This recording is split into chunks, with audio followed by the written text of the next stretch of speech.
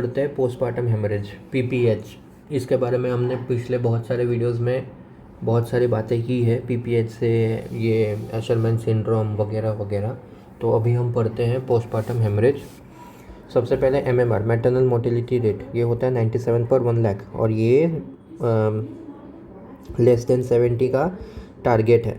ये अपना पीएसएम का क्वेश्चन है कि एमएमआर जो है उसका टारगेट क्या है, less than 70। Okay, less than 70 याद रखना। उसके बाद कॉजेज़ ऑफ मैटरनल मोर्टेलिटी क्या क्या होता है। पहले तो ऑब्स्टेट्रिक हेमरेज।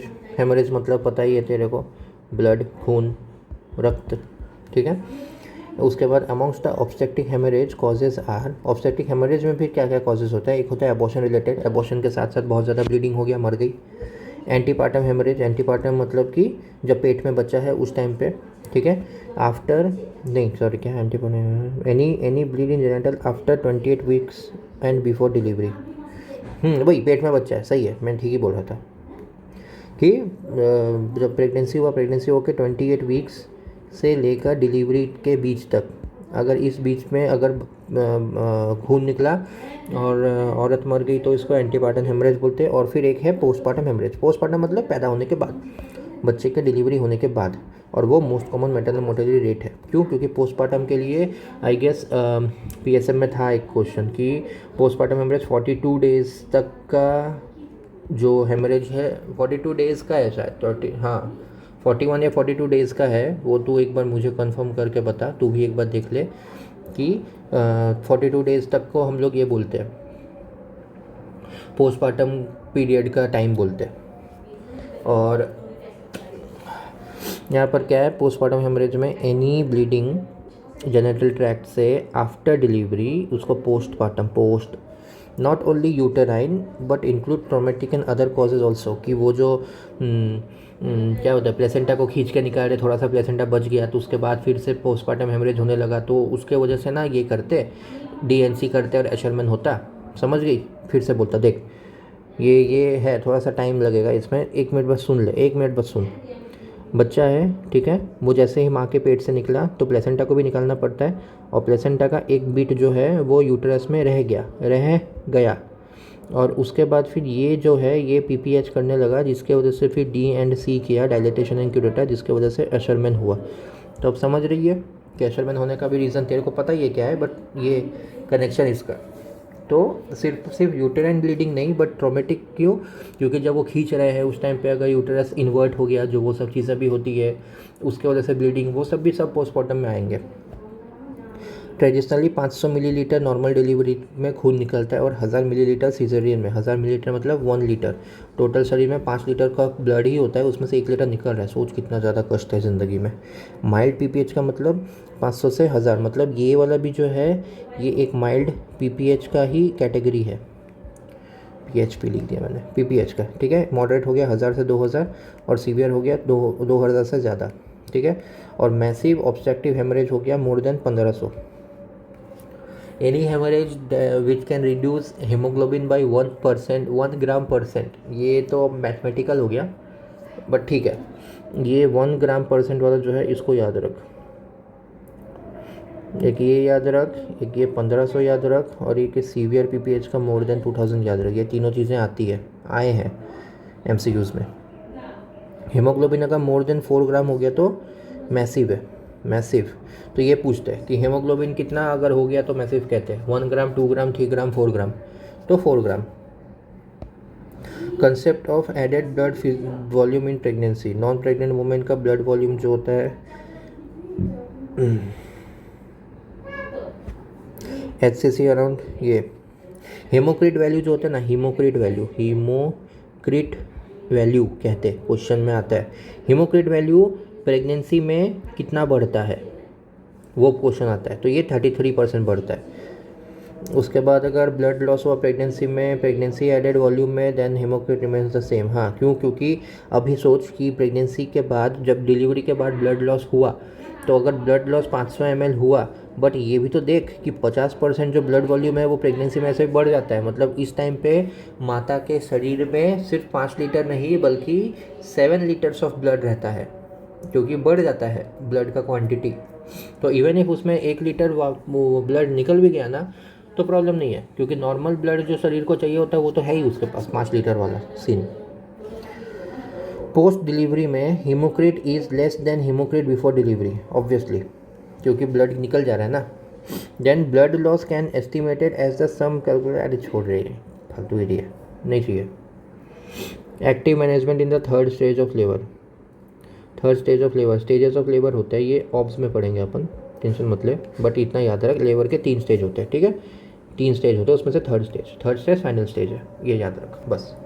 कंट्रोल कॉन्ट्रैक्शन, हाँ, यूटेराइन मसाज, हाँ, ऑक्सीटोसिन, हाँ, और इंसिडेंस ऑफ पीपीएच जो है वो 5% रहता ही है नॉर्मली, मतलब है ही, पीपीएच जो है वो इनएविटेबल नहीं है, पीपीएच होंगे ही, बहुत मतलब 100 में से 5 लोगों को पीपीएच होगा ही होगा, बट उसको कंट्रोल कैसे करना है वो इम्पोर्टेंट है।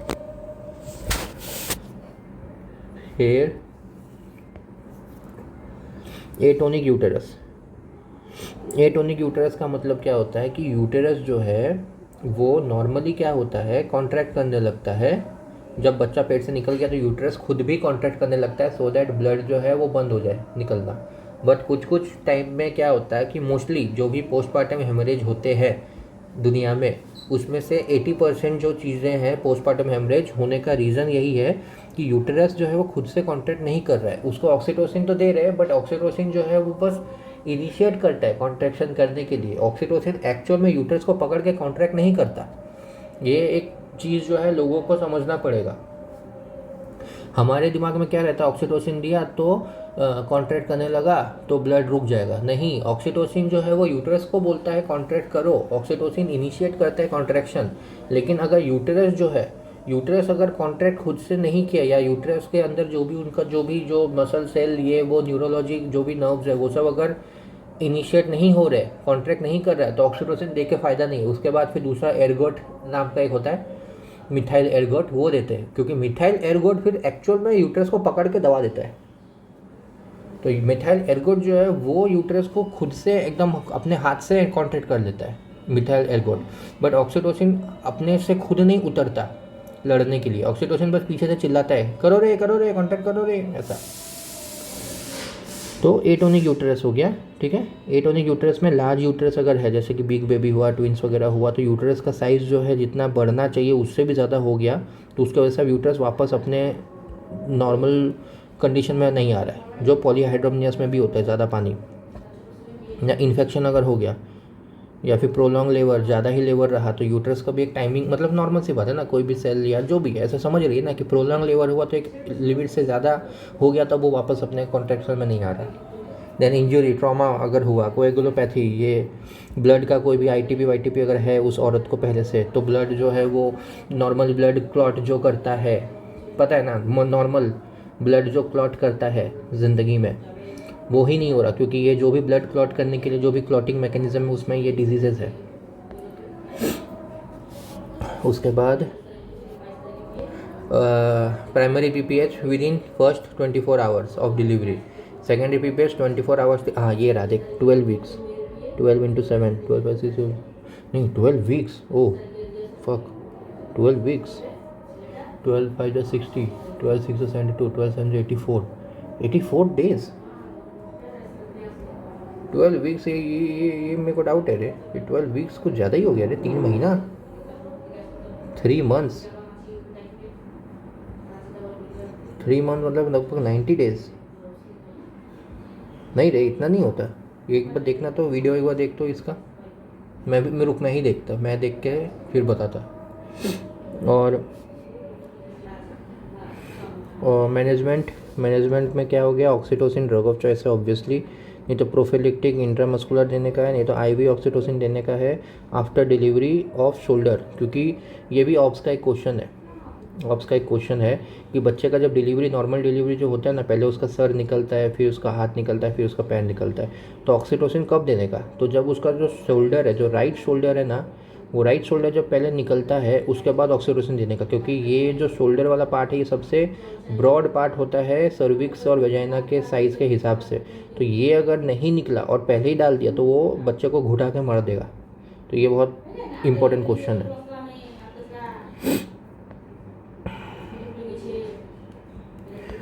हाँ दूसरा देख, दूसरा है मिथाइल एर्गोटामिन 0.2 mg।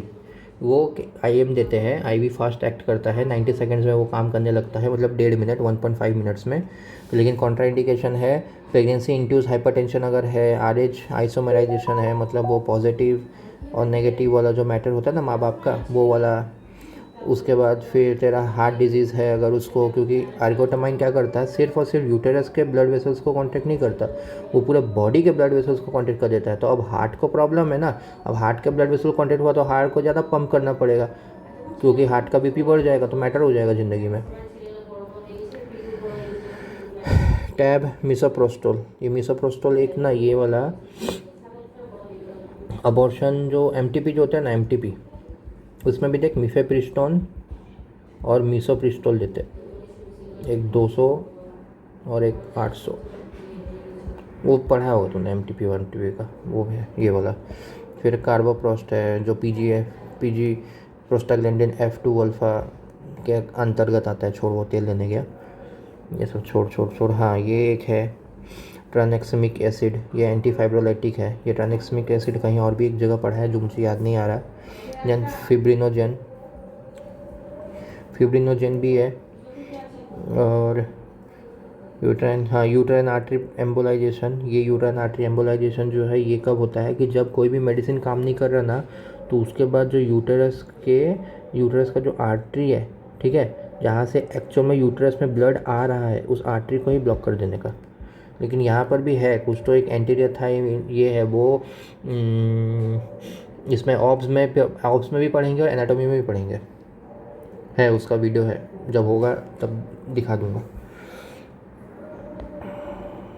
बलून टेम्पोनाड, ये छोड़। सर्जिकल कंप्रेशन, ये सूचर से, ये बिलिंच सूचर होता है, बिलिंच। ये बिलिंच सूचर जो है ना, ये MCQ में था, और ये वाला 2022 के जून में ये वाला क्वेश्चन, पहला ही क्वेश्चन ये वाला था, बिलिंच का फ़ोटो दिया हुआ था। तो ये MCQs आते, अगर हो सके ना, मैं क्या बोल रहा, अगर हो सके ना तो मैनेजमेंट ऑफ PPH का वीडियो देख ले। मैनेजमेंट ऑफ PPH का इसका ना वीडियो एक बार देख ले, तो तेरे को ना ये बिलिन सूचर वगैरह का सर फोटो दिखा देगा, तो तेरे को ज़्यादा समझ में आएगा। हाँ ये मैं बोल रहा हूँ कि एंटीरियर डिवीज़न जो है ना, एंटीरियर डिवीज़न को बांधते, पोस्टीरियर डिवीज़न को नहीं बांधते, क्योंकि पोस्टीरियर डिवीज़न से फिर थाई वगैरह में, बटक वगैरह में जाता है ब्लड। तो ये एक क्वेश्चन है कि जब उसको ये किया था, आर्टरी लाइगेशन किया, तो क्वेश्चन आता है कि उसमें जा उसको ये हो गया था, सुन पड़ गया था उसके थाई के पोस्टीरियर एरिया में, तो क्यों पड़ा था, तो फिर आंसर होता है कि उसको गलती से ये वाला जो है इसको बांध दिया था, मतलब ये नहीं, ये बांध दिया था, ये अगर बांध दिया तो यहाँ पर भी ब्लड नहीं आ रहा है, यहाँ पर भी ब्लड नहीं आ रहा है, दिक्कत हो रहा है। या फिर अगर ये बांध दिया तो यहाँ भी ब्लड नहीं जा रहा है, यहाँ भी ब्लड नहीं जा रहा है, ये वाला नहीं जाना चाहिए था, यही इसे बंद करना है।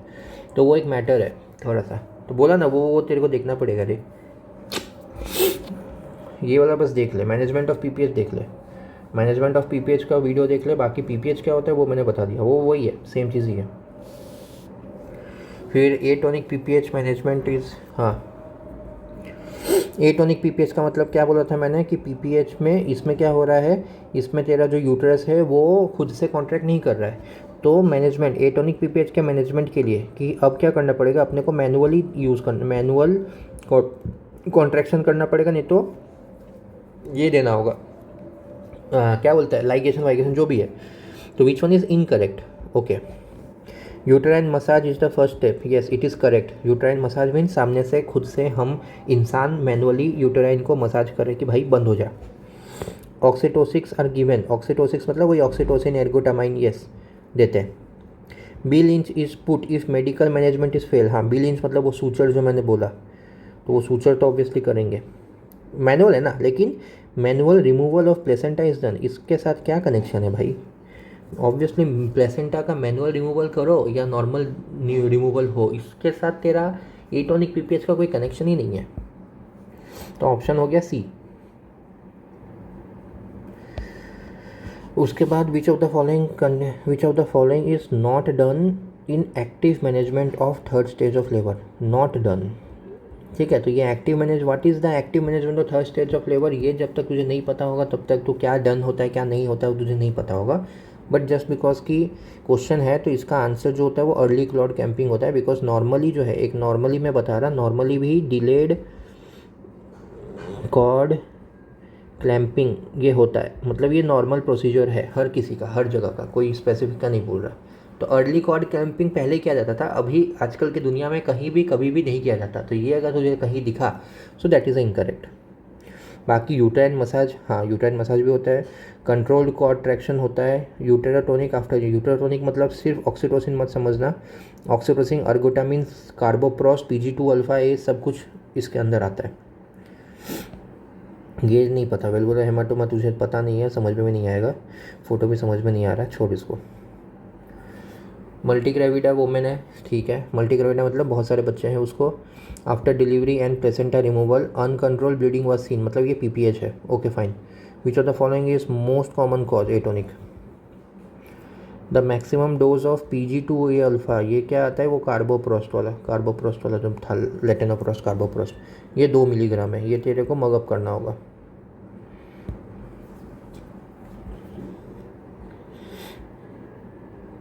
All the following are use to prevent PPH except, ये चीज़ देख रही है, मिसोप्रोस्टोल हाँ, PG2 अल्फा हाँ, ऑक्सीटोसिन हाँ, ये तीनों करते तो है, इतना पता है। डायनाप्रोस्ट करता है कि नहीं मुझे नहीं पता था, बट इतना पता था कि ये तीनों तो करते ही है, बिकॉज ये तीनों तो पढ़ा ही है, तो वो डायनाप्रोस्ट फिर आंसर है। 25 ईयर ओल्ड प्राइमी ग्रेविडा है, okay. After giving birth to her child had continuous bleeding from uterus, okay, ये PPH है। হ্যাঁ দাঁড়াও না, ঠিক আছে তো শুনলাম আমি। The patient was taken to OT, plan for uterine devascularisation. Uterine devascularisation मतलब हो गया कि अब जो है उसका मेडिकल जो मैनेजमेंट था, मेडिकल मैनेजमेंट वो कुछ भी काम नहीं कर रहा, तो अब यूटरस के डीवेस्कुलराइजेशन मतलब समझ रही है ना, कि उसका जो आर्टरी है उसको लाइगेट किया जाएगा ताकि उसको वेस्कुलराइजेशन का डी हो जाए, मतलब ठीक है।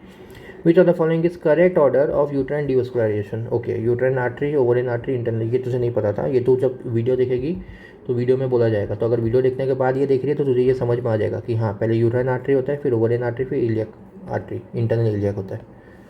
ब्रांच ऑफ एंटीरियर डिवीजन, ये भी सेम वीडियो देखने के बाद ही समझ में आएगा।